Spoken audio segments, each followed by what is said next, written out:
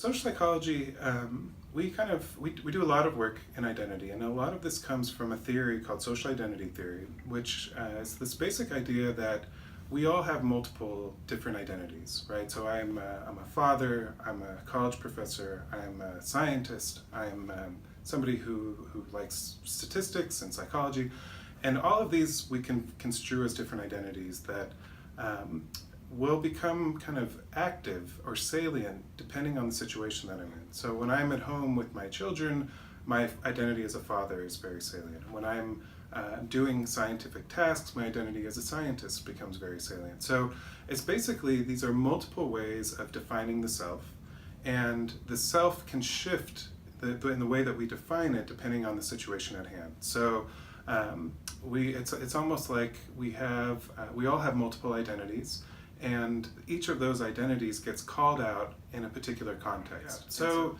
if I have a part of myself that I view myself as a scientific person, as somebody who excels and succeeds in science, and that it's important for me to do so. Okay, that's kind of how I would label somebody as having a strong science identity. So when I'm doing a science task, if I'm sitting in the biology classroom, or I'm taking a test in a scientific field, chemistry test or what have you, that I have more at stake for me in that situation than somebody that is not identified with that domain. Okay, so I might want to, let's say I don't have a strong science identity, I might still want to do well, right?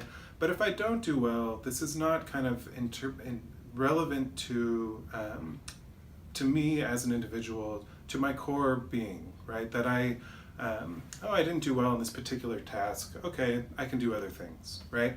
But if I have a science identity, I really want to do well at this task. The stakes are higher. Kind of the combination of different things can make you feel more anxious in a lot of ways.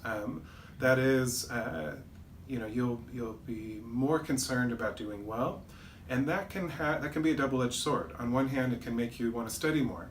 On the other hand, it can make you afraid about choking.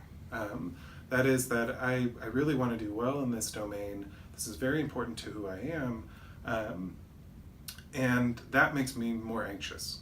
And so it can kind of go either way. So there's multiple ways to think about identity, and the way that social psychologists often, although not exclusively, think about it is as something that can be quantified through self-report. And there are limitations to this, and there's no question about that. But what we end up trying to do is try to kind of put a number on how you think about yourself in terms of this continuum of 1, kind of I'm not a science person at all, to 7, science is the most important part of my identity, right? And so in between, most people fall somewhere in that range, but in that continuum.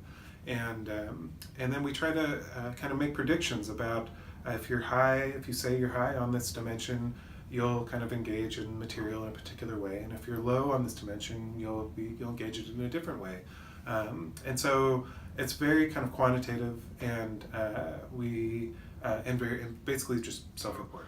I would kind of tend to view this science identity as an umbrella construct, and under which multiple different, so you could have science identity, then you could have a biology identity, a chemistry identity, a physics identity, a math identity, an engineering identity, which are kind of loosely, and I would argue would probably be positively correlated with my science identity, but also might have more domain-specific kind of predictions, right? So a really generic science identity construct is useful potentially across all of these domains because it kind of touches on all of them a little bit, right?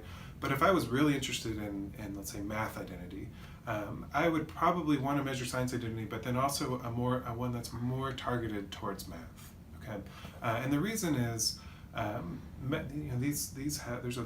each of these disciplines is incredibly rich, and it takes a lot to get involved with it.